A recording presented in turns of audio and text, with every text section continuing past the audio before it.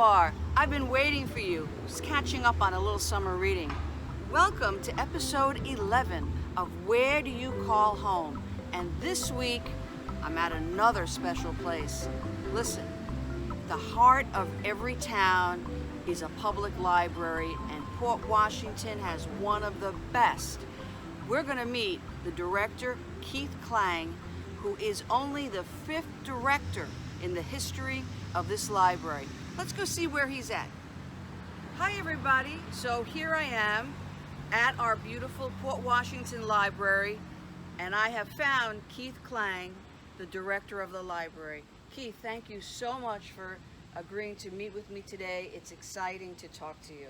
Kathy, it's my pleasure. Thank you. Now I have to ask you, you're a young guy.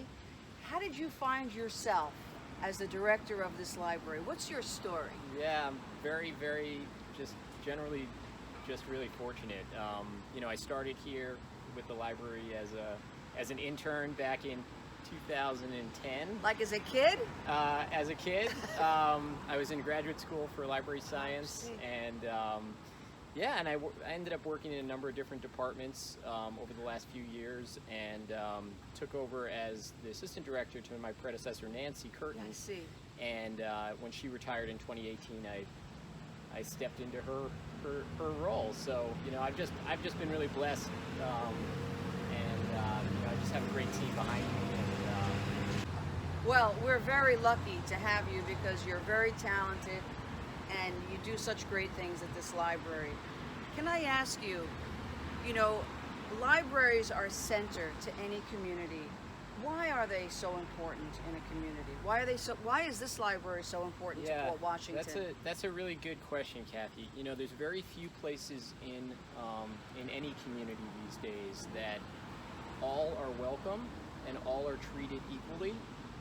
I like that. And we have the pleasure and the opportunity to serve every single member of our community every single day, regardless of their socioeconomic situation, their background, whoever they are.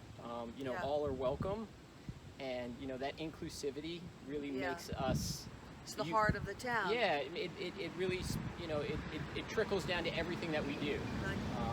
And really brings the community together that, regardless of who you are, you're welcome here, and you're part of the community here. And I think that's what really makes it's a great message. Yeah. It's a great message. Now look, in March, our world changed dramatically, right? We all know that. Everything had to stop, and we had to take this virus very seriously, as we all are doing. How has the library transitioned so that you're able to serve the public in this very different time? Yeah, when we had to close the library back in mid-March due to the pandemic, and everyone had to go home. But I think what we really realized very quickly was that the library, as much as the building is important, the library is really beyond a building.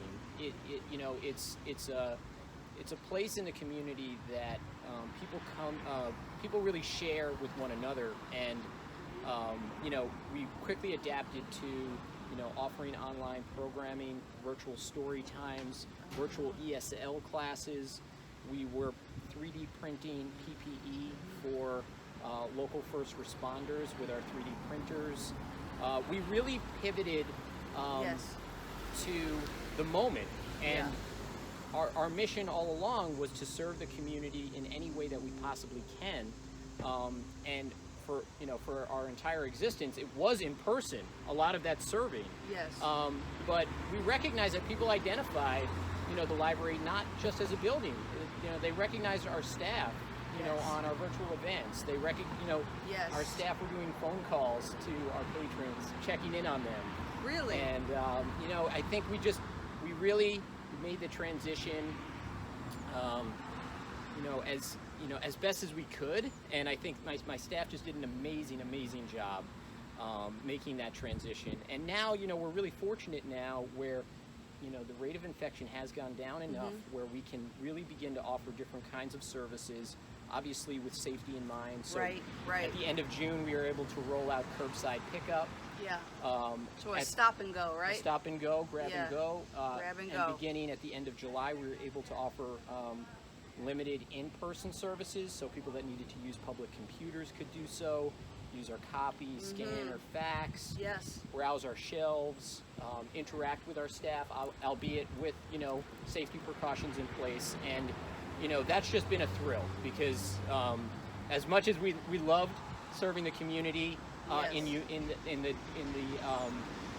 unique way that we did during the height of the pandemic, having that having some of that face-to-face again is really endearing to our community and our patrons. So, well, if somebody in the community needed to know more information, sure.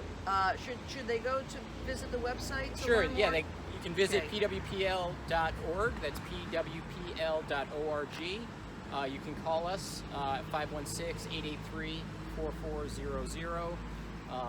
All of our information's on our website, our contact info. We're on social media. Okay. And we're just continuing to try and roll out as many services as possible, as safely as possible, and really be here for the community during this continued pandemic and after it's over, and how we're going to recover mentally, and how you're going to economically, evolve. how we're going to evolve as well. Yes. Yeah. And there's certainly things that have come out of this whole situation that we're going to continue to do, that have given us, New ideas, and and we're going to continue to adapt. That's what the community expects of us. So. Well, listen, it's been great speaking with you. As I said, at the heart of every community is a great library. Port Washington Library is no exception. This is Director Keith Klang, very talented, doing a great job. Thank you, Kathy. It's been my pleasure. Thank you for speaking with me. It's been great. Thank you. Thanks, everyone, for watching. Wasn't it great to speak with Director Keith Klang and learn all that the library is doing for the community of Port Washington? Thanks for watching. If you enjoyed this week's episode, feel free to share it.